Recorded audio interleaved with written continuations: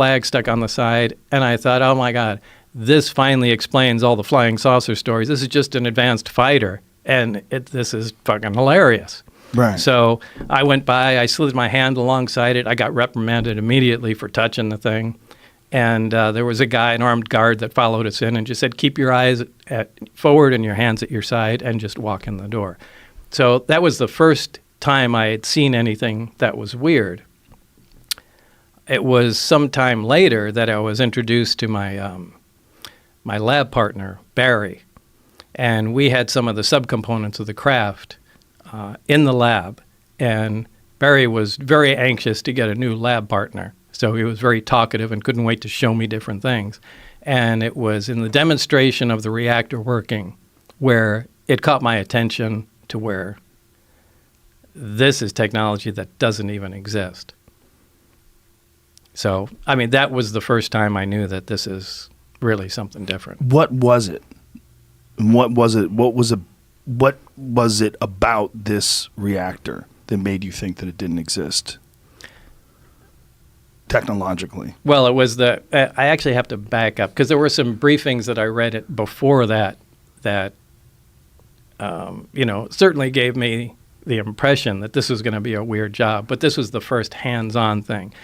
This was a small reactor about the size of a hemisphere, about the size of a basketball, on a metal plate, and when it was running, it produced a gravitational field of its own. Now, this is something that we can't do. We can't produce any gravity.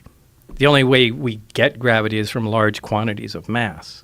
But there's no machine we can have that turns on that makes gravity. Like, you can turn on an electromagnet and it makes a magnetic field. We can't make a gravitational field. Anyway, this device was producing that. And Barry said, almost like he was bragging, go ahead, try and touch the sphere. And I couldn't. It pushed my hands away, just like two like poles of a magnet. So that was... so like when you take two magnets and you try to press them together and they push against each other?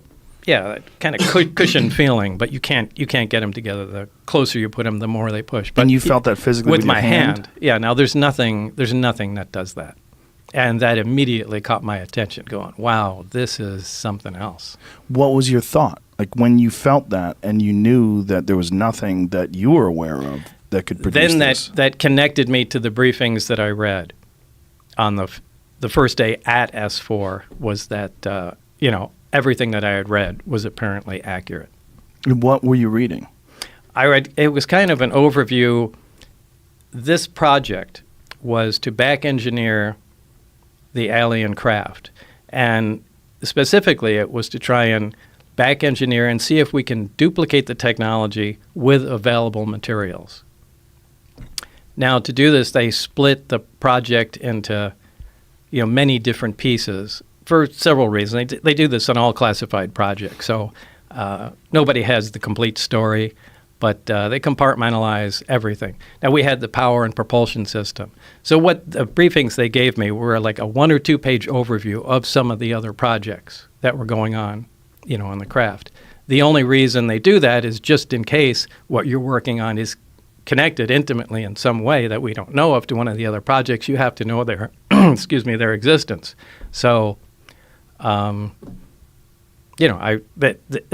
they have everything from metallurgy to, weapon potential of the craft. And these were all, essentially very short briefings. But mine was just power and propulsion.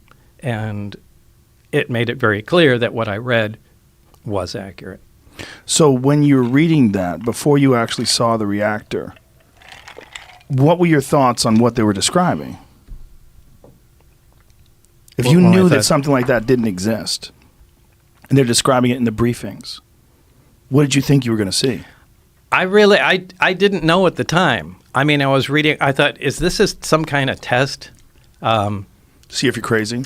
Well, not to see if I'm crazy, to, a lot of times they'll take in real high security jobs. I mean, they'll intentionally insert nonsense into them.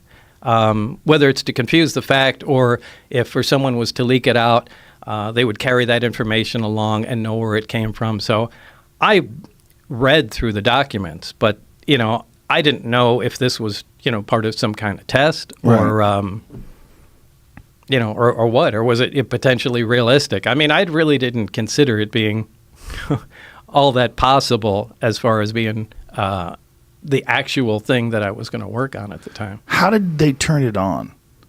The reactor? Yeah. The reactor can be turned on or turned off in a lot of different ways. The way Barry showed me, the hemisphere is removed. There's a small tower in the middle. When you put the hemisphere on, the reactor activates. The reactor shuts down. It's load sensing. So if there's no load on the reactor at all, it shuts down. When there's a load present on it, it starts up again. Load meaning? You can consider it an electrical load. So although it doesn't necessarily operate electrically, there's no wiring that connects any of the subcomponents together whatsoever. They just have to be in the immediate vicinity. The stuff is borderline magic, and that's essentially where we left it, when I left the project. So there was no progress made? There was some progress. I mean, we did identify, at least we think, some processes and had a rough idea, we think, of what was going on. But I think this is a problem that they've had for a long time. And, I was replacing somebody that Barry worked with prior to me. And I think there was some horrific accident that I didn't have a whole lot of information on, but, Barry alluded to that. A horrific accident, like where someone died, or? Yeah, where somebody died. Because they were trying to tamper with things or figure out how something worked? Yeah, the reactor in particular. But yet he let you touch it. Yeah, I think what they were trying to do was cut into one. Oh, now, Jesus. they had more than one there, and that was supposedly there was an unannounced nuclear test, and that's what it was. At the time, remember, they were still doing underground nuclear tests at the test site. But from what I understand, according to Barry, there was an attempt made. Now, this must have been a pretty desperate attempt because it's not a very scientific process to analyze something that way. But it looked like they used a plasma cutter or something like that to cut into an operating reactor. How many of these things did they have? They had nine craft altogether. I only got hands-on with one of them, so I can't really say how the others operated. Did you see the other ones? Yeah. At one time, and only one time, the bay doors that between the hangars were all open, and I could see all the way through. And were they all exactly the same? No, they were all different. Different shapes? Yeah. But they were all from somewhere else? Yeah, absolutely. Now, did anyone make any attempt to explain or to tell you where they came from? No one is the least bit interested in letting everybody know all the facts. They want to give you the minimum information that's necessary to complete your task. So you're not getting the story of where they came from. You're not getting the story of how much progress other people are making. You just focus on the small component. But they gave you some indication that they've been working on these for a while? Yeah. When do you think they acquired these? I really couldn't say. I think they've been around for a while. So they bring you into this room. You see this reactor working. You realize this is nothing that, as far as like the scientific community at current time, has the ability to create. We still don't.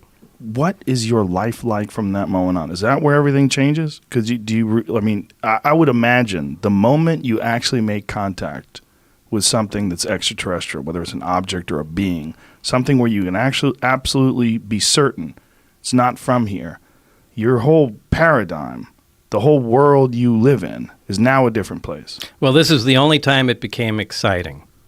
The rest of the time, it was really an ominous feeling being at work. But at that time, it was exciting.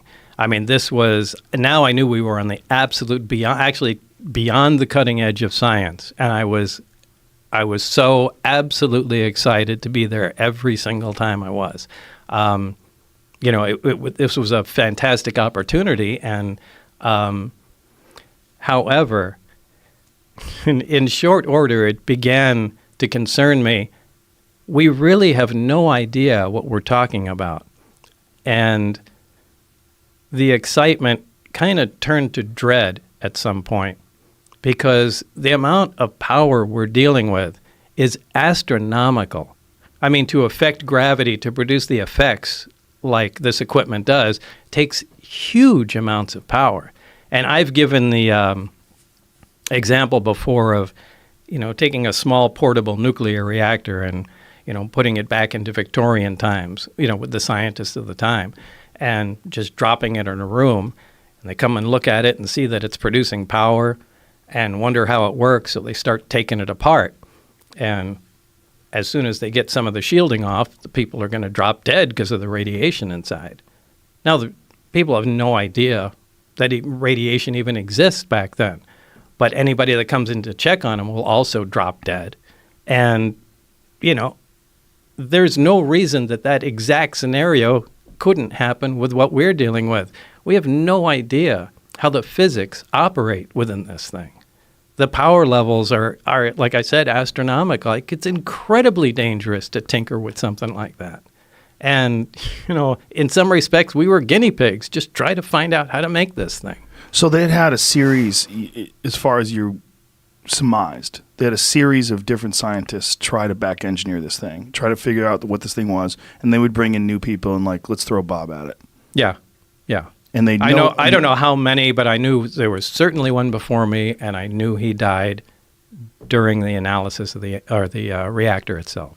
And you don't know how many have worked on it, and no one gave any indication. This could have been there for 50 years. It could have been there for 5 years. When they're giving you instructions, what are they saying? Like, when they're giving you direction, they're showing you all this stuff. Like, what are they saying? What are they asking of you? Well, essentially what they ask is what I said. We are just to gather as much information as possible, find out how it operates, and see if we can duplicate it. But they never told you where it was from. They never let you ask questions about where it's from. Well, if the information I read in the briefings was accurate, now what I do have to say is the information that pertained directly to the reactor was accurate. What I read did jive with reality. In terms of how? In terms of how it was made, what we saw, how it operated, the materials, how it, turned on, and what was discovered about it. I'm sorry, the migraine is really making it hard for me to think here. Sorry, no, we talked that before the podcast. You tell our buddy Bob was getting a migraine. I know you're very stressed out by this, which is one of the reasons why I appreciate you doing this. Where was I already? We were talking about the way you explained it. And so there was some paperwork that indicated that this was from the Zeta Reticuli star system. Now, how they obtained that, I haven't the slightest idea. But it wasn't just from the Zeta Reticuli star system. It was what they called ZR3. So it was a third planet in that star system. So there was no other information about it other than that's supposedly where the craft came from. Now, is that true? I don't know. I have no way of verifying that. But that was printed in the same materials that referenced the reactor. Now, I looked that stuff up when I went home. And Zeta Reticuli is a binary star, two stars that orbit one another. And it's only visible in the southern hemisphere, and it's about 30-some-odd light years away. So that's literally all the information I have about that. I don't know how they found out it came from there. And you also probably have some suspicions that they give you some disinformation like you were talking about before. Where they would, if you ever decided to talk about this, they added a bunch of nonsense to make whatever is factual look ridiculous. Right. Or be able to trace it down. Like, hey, this fax came out and, this Lazar guy said it came from Zeta Reticuli, so they knew it would be me. When you read Zeta Reticuli, were you like, what in the fuck is this? Well, reading all of the stuff, it was, what in the fuck is this? You're like, why did I sign up for this? Like, what? No, to me, this was cool. This was interesting. I said, I was just excited to be out in a secure area, in the middle of the desert. I said, this is awesome. How old were you at the time? I was in my 20s. Yeah, so you're probably totally geeked out. Oh, yeah. This was great. I mean, I was excited. So I didn't care. I'm reading through everything. And so you read through all the Zeta Reticuli thing, but then when you see the actual starship with the little American flag sticker on it. Well, was that later or before? That that was before. So before. So you see the thing before and you say, oh, this is American. Wait, what's that before? Hard, so many years. Yeah, I can't. Either way, it doesn't matter. The days have fused together. It's so hard to separate what happened in each visit to the place. Do you remember the thought process when you read that it's from Zeta Reticuli? Yeah, it didn't hit me like a ton of bricks or anything. It was just like, yeah, okay. And, You think it was bullshit? I don't know. You just were I like, don't. okay. Now I don't. I mean, because when I Right. read it, I hadn't verified anything. And this was just a bunch of stuff I was reading. And I thought maybe after this, they're just going to give me a test and see what I can remember in Right. crazy information. And Right. then it would. But like I said, when I finally went in with Barry and had hands-on experience with what they were talking about, it took on a completely different meaning. So there's a plate, there's this thing that looks like a half a basketball, and when it's on, you can't come anywhere near it. You can't touch it. Right. How is what is gravity about that? Like the concept of gravity to most people is gravity is bringing something towards it. Right. Well, I guess you would say it's anti-gravity. Mm-hmm. It's gravity shifted 180 degrees. It's anti-gravity. And did they have any understanding about what could possibly create this effect? Did they have any areas where they'd like you to look into? No, they knew there was a fuel source in it, and they were proficient at making it work. And again, my analogy to something like this is you can drop a motorcycle off in the wagon train days and just leave it with the keys parked outside, somebody's place. Everybody will come around it and they'll poke and prod, and eventually they'll turn the key, get it to start, and become proficient at riding it. Yeah. But they won't be able to understand what the hell's going on. They won't be able to make the plastic fender, much less anything else. And I think that's exactly the state we were at. We played around with the parts long enough before I got there where they could make the reactor operate, take the fuel out, and know that it makes it work. How exactly what was going on in the reactor remained a mystery at the time. I think we made some progress on what was going on inside, but I don't think anybody really knew anything. They could just watch what was going on and make note of it. How long were you there? I'd say about 6 months or so. And what progress was made while you were there? Well, we came up with a bunch of reasonably good ideas about how the reactor worked. And one of them was the square base of it was essentially like a cyclotron, which is a small particle accelerator, a circular one. Particle accelerators, linear particle accelerators are just a, long tube essentially, and they accelerate particles with high voltage and, radio frequencies till they reach high speeds. But a cyclotron does that in a small circular area. And there's this very heavy element fuel, element 115, something that wasn't on our periodic charts at the time. But it is now. It is now, yeah. When did it become on the periodic table now, the way the charts now? I don't remember. Do you remember when they... 2004, Darmstadt, Germany, I think, is where they first fabricated 4 atoms. They lasted 220 milliseconds with the atoms. It's nothing, right? And then it later was discovered a couple more times they could fabricate it. Then they gave it a place then on the periodic chart. After that, called it Moscovium. So they told you about this stuff in 1982? Yeah, well, No, we not kind of... 1982. What year was this? It was 88 and 89 when I you were was there. Oh, okay. 82 is when 82 was I when was you at were at Los Alamos. I'm sorry. Yeah. So 88, 89, they told you about this stuff. So this was not like... No, they didn't tell me about it. That's one of the things that this group came up with. The God, I keep losing my train of thought with this thing. So this one area, this element 115 was the fuel. Yeah, it was the fuel.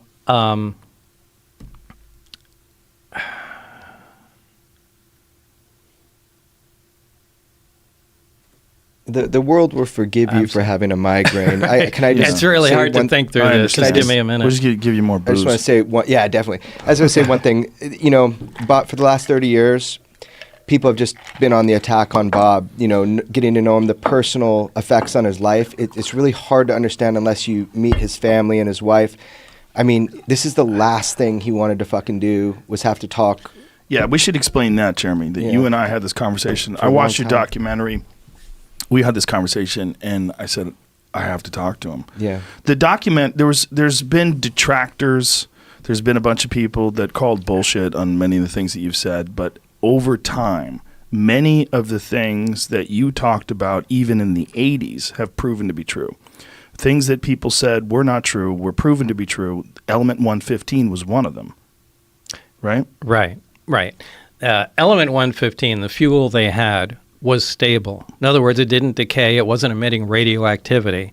When they synthesized 2 or 3 atoms of the 115, it did decay, and it was not a stable element. So they're kind of two different things. But this is kind of typical. Elements always have, or pretty much always have, stable isotopes and unstable isotopes. Like I think cesium has like 30 unstable isotopes to it. So, hydrogen, for example, you're familiar with hydrogen gas. It's stable. It's not radioactive. But there's also 2 other types of hydrogen, deuterium and tritium. And deuterium isn't radioactive. It's another stable isotope of hydrogen. But tritium is radioactive. Now, they're all hydrogen, but they just have different amounts of neutrons. So it's the same thing with other elements and element 115. Depending on the amount of neutrons it has, designates the isotope, but it's 115. They will continue to take or experiment and try and make 115 at different isotopes, and I'm sure eventually they'll come up with a stable version, but it's the stable version that has the properties that we're talking about. So they somehow or another had acquired a stable version. Did they say that the stable version had come with this craft? Yeah, it absolutely came with the craft, yeah. So at the time, you having a firm knowledge of the periodic chart and knowing what was real and what wasn't real, what was your reaction to having this stable element 115 that wasn't even supposed to exist? Well, everything was impossible.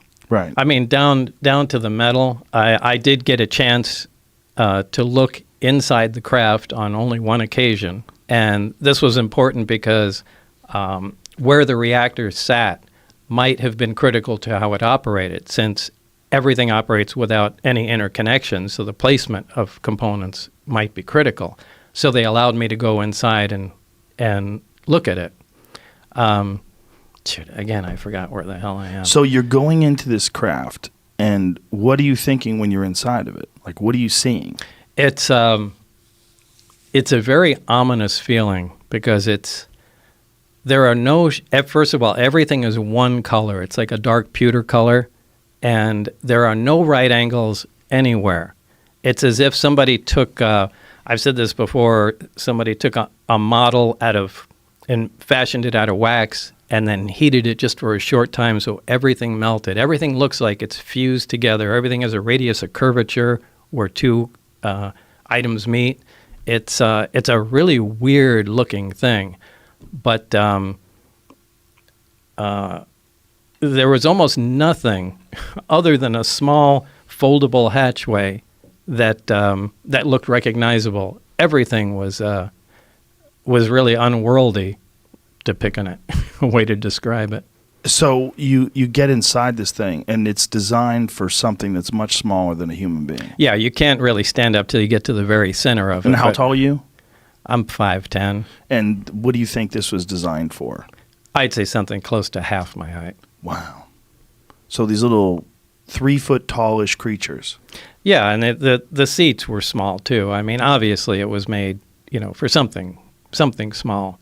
But there is no, there's nothing else in there. There's just seats, the reactor, and some of the subcomponents. There's no control panels. There's no bathroom. There's no decorative components or artwork or anything that you would recognize or trim. I mean, it's just a very bare bones thing. You're not seeing any screens? Well, there are archways around it that are part of the superstructure, and that one of the archways can become transparent. When I was in there was another group working on one of the archways, and you could call that a screen, more or less. So through that archway, it would maintain the solidity, the solid whatever metal it was, Yeah. but you could see Yeah, through it just became transparent. Yeah. I saw that happen once or twice before I left. Did you ask any questions about what the fuck that No, was? there's no asking There's questions. no asking questions. No. But when you watch something become transparent and you realize it's still there, but you can now see through it. Yeah, I mean, now that's not that impressive. We do have some liquid crystal materials that are like that. You know, they have I've seen that in smart bathrooms. glass. Yeah, they call it smart glass. So this is just, and I don't know if the craft is made of, you know, an advanced metal or a ceramic. It was cold to the touch. So, you know, I would lean And more again, towards a metal. You're not allowed to ask questions. No, they work on the buddy system, so I can only exchange ideas and talk to Barry. Now, this really interferes with science because science is based on free discussion. And ideally, you get a bunch of guys together, exchange ideas, work on problems, and that's how things move forward. But they're so over the top concerned about security, they split everything off, and everybody becomes stagnant. It just destroys any of the progress you can make, or at least makes it go so slow. I think they wind up shooting themselves in the foot. Which is probably why they arrived at this bottleneck that they needed to get this madman with a jet-powered Honda come in and see what he could do. I think that was an act of desperation. I think they wanted someone that thinks out of the box and let's just give this guy a try here, because Right. they weren't, and they might have done this 4 more times since you know, up to the point in time today, assuming they're still working on this thing. And when you see this craft and you're inside, was there any indication that there was an area that they would use to control it, to pilot it? Was there a pilot seat? Was there... There were 3 seats. They sat around, the reactor was in the dead center of it, and then equidistant around there were 3 seats. So And that's all. There was a large, they're not consoles, they're large rectangular objects, also spaced, equidistant around the center. There's nothing on them. There's no buttons. There's no lights. There's and no they look the controls. same color, the same Everything thing. is the same It's color. just a different shape. Right. And directly underneath them, there's 3 levels in the craft. The main level is what we're talking about. Directly under that, those are the gravity amplifiers, the big rectangular objects. Underneath them are the gravity emitters that look like, for lack of a better word, a trash can hanging on a pipe. 3 of those. And then the top layer, this is just my personal belief, I think that has to do with a navigation or their version of a computer with some planar panels, sensor panels around the craft that we would call portholes, but they're not portholes. They're just black areas. And I think that just determines its, you know, position in space. But I physically was in the center section, and I stuck my torso in the bottom section and hung upside down so I could see how the gravity amplifiers were positioned. What is the roughly the size of this thing? It's I don't remember from being there, but after all this stuff was over, I had John Andrews, a guy from the Testers Model Corporation, and you know, we sat down and tried to figure out from what I saw and known sizes of things, and we came up with 52 feet in diameter. And So I it's think that's fairly small. Yeah, so I think that's a reasonable guess. Now, you said there's 9 of them, and you got a brief glimpse at the other ones. How are they different? Oh, they looked completely different. One looked like I called a Jell-O mold, and it looked like a classic Jell-O mold with the rippled sides to it. One was a very flat disc, you know, like like a straw hat or something like that. That was sitting up on its edge, and the thin part of it looked like a projectile had been fired through the edge of it. So I don't know if they were attempting to see if the metal could be penetrated, or if that's where the thing came from. Maybe it was shot down. But that was the only one where I saw there was, you know, actual physical damage to it. And that one was roughly the same size? They're all... They were kind of too far away to tell. And there was several teams that were working on the propulsion system, so there was different teams that were working on these different aircrafts? I don't know. I could only assume. Right. Now, when you're sitting in this thing and you're looking at this otherworldly craft. Your goal is to try to figure out how this thing functions. Your goal is to try to figure out how this reactor. I mean, but you would imagine they would give you more time than just one day to check that out. Oh, it wasn't one day. Right. Yeah, I mean, Barry was there. I think Barry was sleeping there. I'm sure they had. Now, that isn't weird. I mean, up at the Tonopah test range where they work on stealth fighters, you go, I think, 3 weeks on, 1 week off, and you stay up there too. So it's not weird to stay up at the test site. Right. So, yeah, I think he pretty much, and he acted like he's been up there for a long time. Yeah. But Maybe he's still there. Yeah, who knows? Do you have contact with this guy? No. Oh, no. I wish I did. I kind of thought he was going to come out after I did. Right. And I think I took so much flack and it's so much shit for what went on.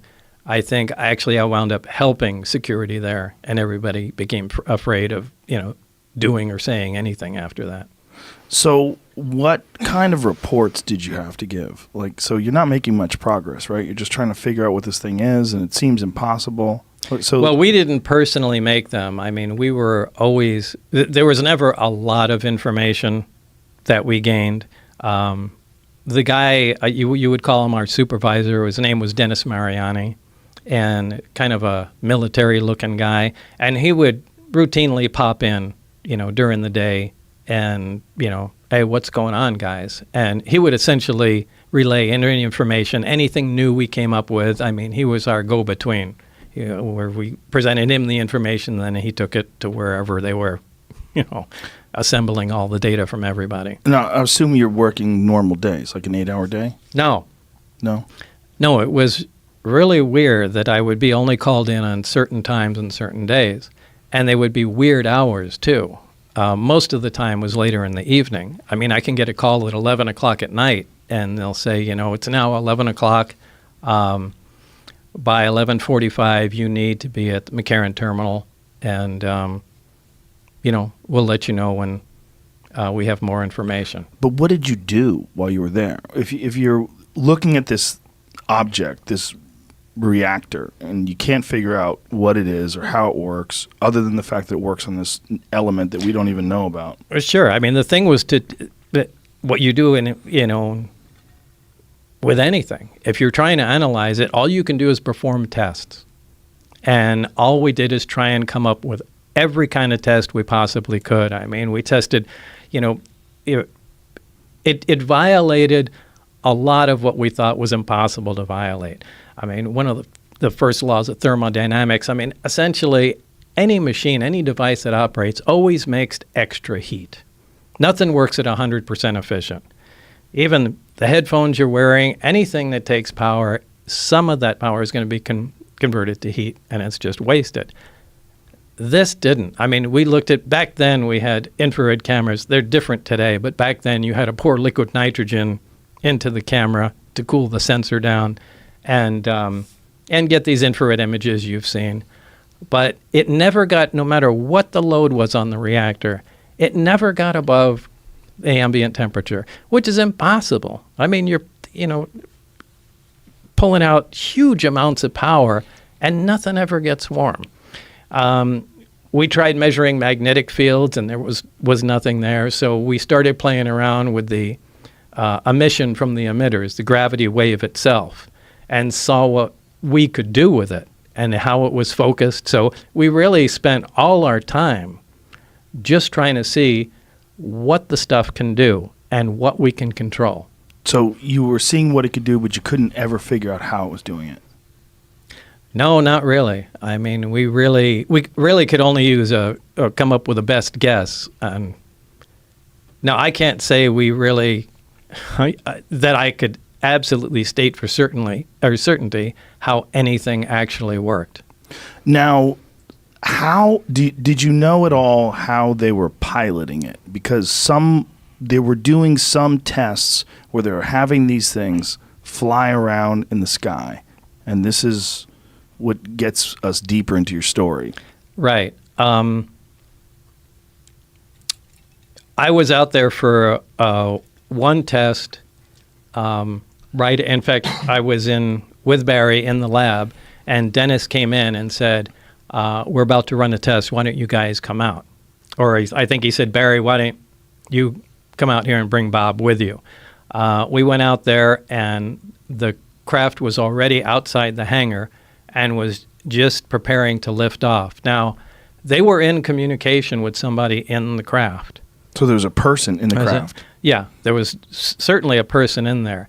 Now, it's not a comfortable place to be in because it's small. So the guy has to be sitting on the floor in the middle, my best guess. And this is the same specific craft that you worked that on was, because that was the only craft that you were in. The only one that I